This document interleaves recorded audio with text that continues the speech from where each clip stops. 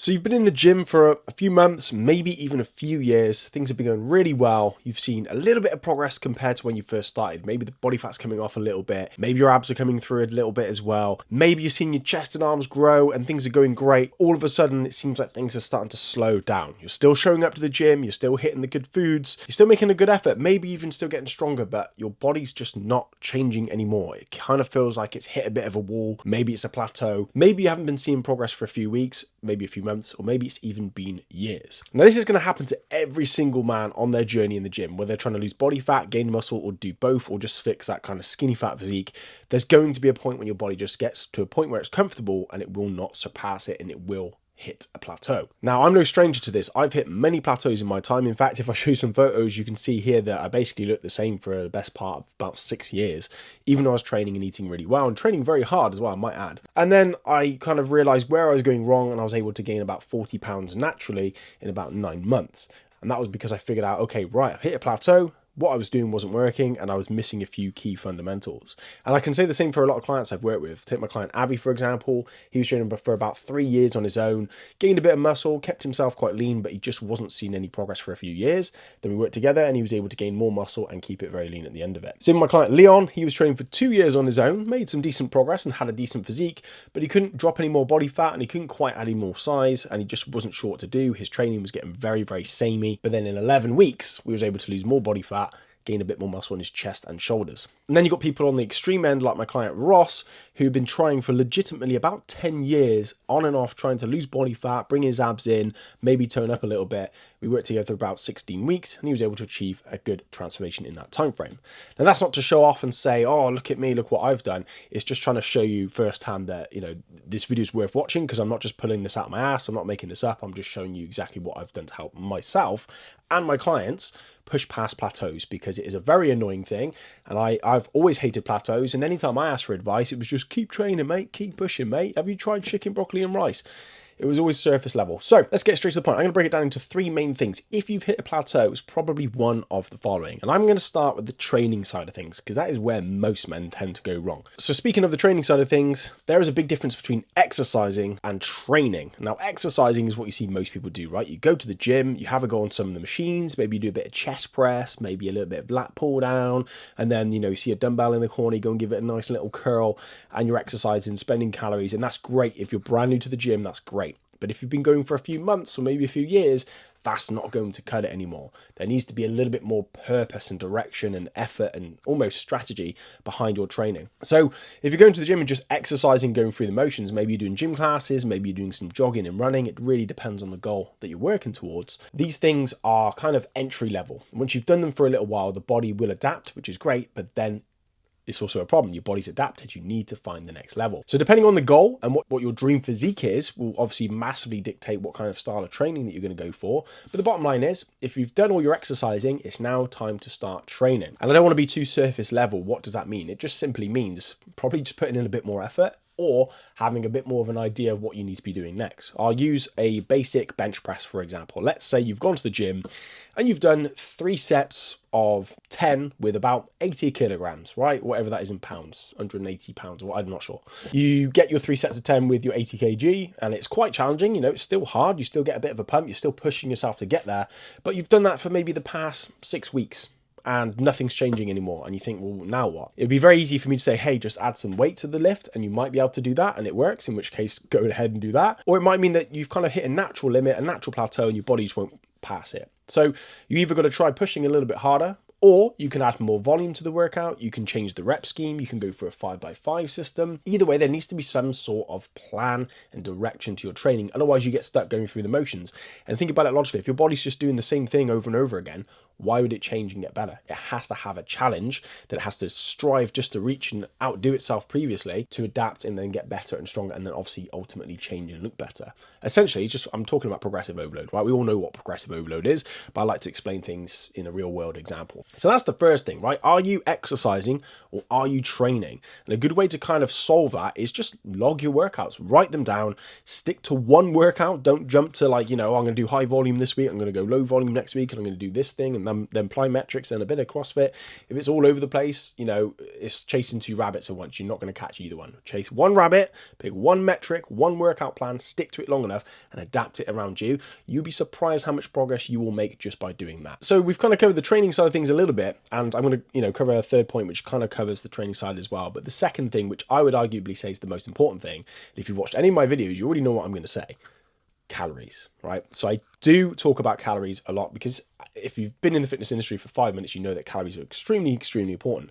Let's say you're skinny fat and you want to lose some body fat and gain muscle. If you're not tracking your calories and you don't know what those numbers are, then you're going to hit a plateau relatively quickly, because if you're eating too little because you're maybe fasting and just, trying to cut out the crap and avoid all the food you like, you'll lose a lot of weight, but you might lose muscle as well because the calorie deficit's too big. If your calories are too low, too soon, too often, you're eventually going to go, right, I'm bloody starving. Your body's going to start craving things it doesn't even like because it wants calories, it wants sugar, and then you're going to binge and put it all back on, and you've got this kind of yo-yo dieting of fasting and then eating loads, fasting and eating loads. It's too extreme, it's too much. So that's a problem. Or it could be on the flip side that you're trying to gain muscle and you're just eating, 4,000, 5,000 calories and you don't even know it. You're just eating big to get big, right, babe? And then because of that, you're just gaining body fat, and there's only so much you can eat, and there's only so much muscle you can gain in a bulking phase that you kind of hit another plateau, or you go backwards and put on more body fat than you wanted. So if the calories are a little bit, winging it and you're just hoping for the best, you're just eating whatever, or you're just eating the same meals over and over again, there's no control over those calories. There's no control over the macronutrients. Are you getting enough protein? Are you getting enough carbs? Do you need to make an adjustment? Have you gained weight, so you now need to eat more food? Have you lost weight? Now you need to eat less food. Calories are so, so important. And for me, when I showed you the pictures at the beginning of me looking the same for several years, the only thing I was doing wrong was I wasn't paying attention to my calories. I was eating chicken, broccoli and rice.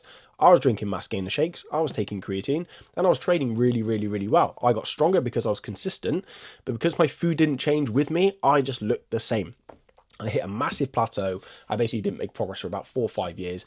It was absolutely annoying. And to have the motivation to keep going to the gym when you're not seeing progress is very, very difficult, let me tell you. The only reason I did it is because I somewhat enjoyed it, and I liked the mental challenge of going even when I didn't feel like it. It definitely helped me with my mental health, but physically, I looked the same. As soon as I started tracking my calories, I was like, holy crap, I'm like 700, 800 calories off where I should be. And then as I gained weight and got stronger, I actually needed to eat more as I went up, because my body now needed more calories to keep sustaining the muscle I've grown. So knowing your calories is the most important thing. I will say it in every single video because it could have saved me 6 years.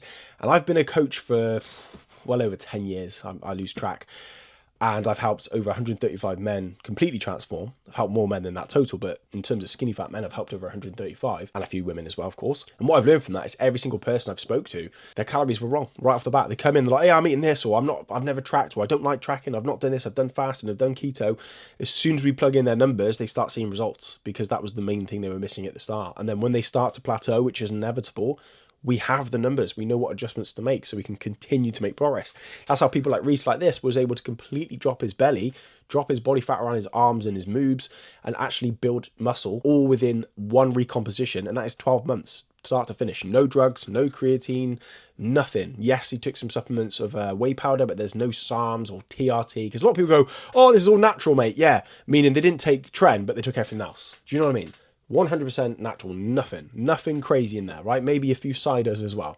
And the reason I'm showing that transformation was heavily dependent on getting his numbers right and tracking and progressing and overloading. Simple. The basics work. That's why the fitness industry has got so many people making things up, because we run out of things to talk about, right? If I need to get your attention, I go, right, eat healthy and lift weights and get better at it. That's it. My job's been done. But everyone's like, okay, cool. Well, what's the secret hack? Where's the magic pill? Should I drink coffee? Is coffee killing my gains? What about water? Isn't that poison? Apples are bad, aren't they? People just make things up and get attention. I see it all the time. Anyway, you probably have as well. But that's why I make these videos so like nonchalant, sat down chatting, because I'm just like, right, what's the advice I needed? Here it is. So anyway, getting a bit sidetracked, but you need to know those calories. And to help you with this, I've always got a free nutritional blueprint in the bio. It's just going to show you how to set up your calories properly, how to adjust them, how to make sure your calories and macros are right. It's the same way that I work out the numbers for my clients. And I can guarantee you, if you get those numbers right, you're going to see progress. So go and get that. It's completely free. I've had over 1,000 people have it. It's been very, very helpful. So you need to know the calories and you need to know the macros as well. Some people, you might make really good progress because your calories are good and your training's good and everything's great. But then you might get a plateau and you can't get any stronger in the gym and your physique looks the same and things aren't budging. You're just not seeing the results you want. Sometimes that might mean that your protein's a bit low. And you won't know unless you're tracking it. Because if you've hit 60 grams yesterday and then you had 170 grams today and then next day you've had 80 and then you've had 350, it's too sporadic, it's too all over the place. It's not consistent enough. That's why you need to track. And if you track and go, actually, I've hit 200 every day for 7 days and I feel great, now you know 200 is doing the job. But then as you get bigger and stronger, as you get leaner and lose more body fat and your body's got more demand for calories and protein, you might need to increase it. So again, if you're tracking it, you know this and you can make that adjustment and avoid going backwards and save yourself literally months, if not years of faff. So get your numbers right. I would say 9 times out of 10, someone's hit a plateau. It's down to their numbers with their food not being correct. And then the third thing when it comes to plateau is your strategy.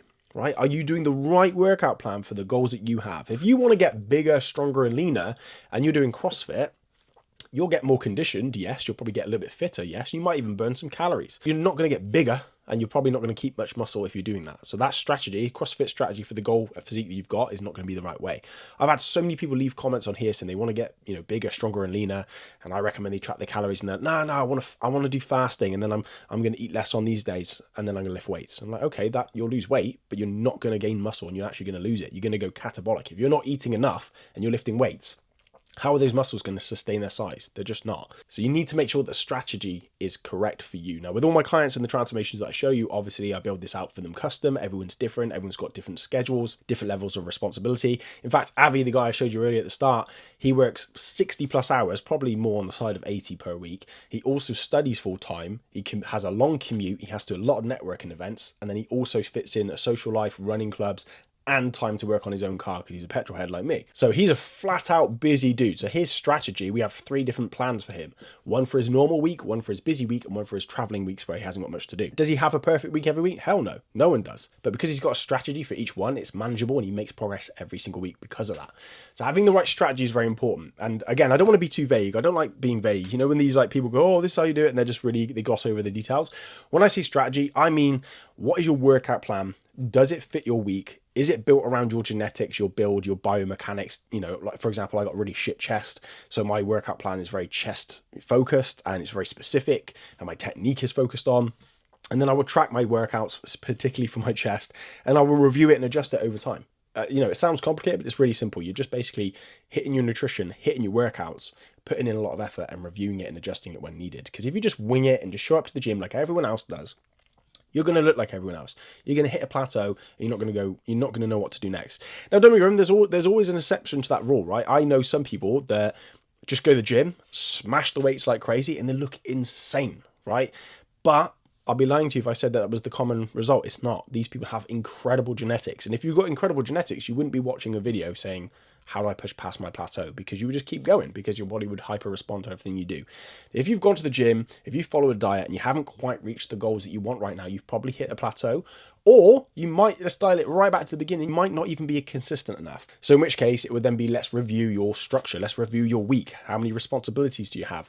What is the trigger point that tips you off? Is it you getting invited out for the weekends for a drink? Is your work stressful so that you always get fast food on the way home to give yourself something to look forward to? We all have our personal struggles. And that's why I don't just go, oh, download this PDF plan, buy my program because it'll fix everything, because it can't. In fact, my client Ricky, good chap here, his problem was that he kept buying programs from influencers that were lying to him like, oh yeah, all natural, mate. And they're clearly blasting gear. And he's like, why don't I look like them? I followed their plan for 3 years. And it's like, yeah, because 1, you're not sticking to it. Let's be real. And 2, that's not the plan they follow. That's just what they're selling. Do you know what I mean? So you need to be custom. You need to figure it out. So how can I help you do that?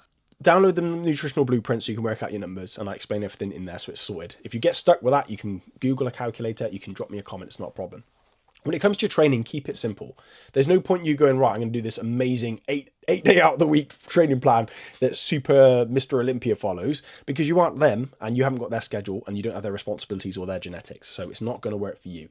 If you're like, well, do you know what? I'm really busy and I'm very tired after work. I could probably do 2 days a week for half an hour. Cool. Maybe do an upper lower split. Does that make sense? At the moment, I'm crazy busy because I coach people fully online one-to-one and I play in a band. And then obviously I have a life. I have a family. I don't have any kids, but I have family. I have a girlfriend. I have a lot of responsibilities and I am quite busy. So what that means is instead of training 5 days a week like I used to, I only train 3 days a week, sometimes 4 if I get a bit of time on the weekends. The point being is the training program must be built around you and it must be logged and tracked so that you're not just doing the same thing over and over again. Because if you do the same thing over and over again, expect different results, it's not going to happen. You have to progressively get better on a consistent basis. That is the secret. That's the hard part. It's simple on paper, it's just hard to do. That's why coaches exist. So the bottom line is track your food, track your workouts and adjust it if you're not seeing progress. And if you're really struggling, you can always drop me a comment and I'll be glad to help where I can. And if you really want some help, I do coach people one-to-one, fully custom. It is literally me. It's not some bot. It's not some VA I'm pretending to get to be me. It's literally just me. Now, I don't always have spaces because there's only one of me, but there is a link in the description to book a call with me. And if I've got space and I think I can help you, we can take it from there. And if you use Instagram, you can follow me at Elite Transformation Project. If you have any questions or if there's any way I can help you out, feel free to drop a comment. And if you'd like some more information, maybe YouTube says watch one of these. I don't know which side it is. There's probably a video you can watch that might help you out with the next thing. Have yourself a great day.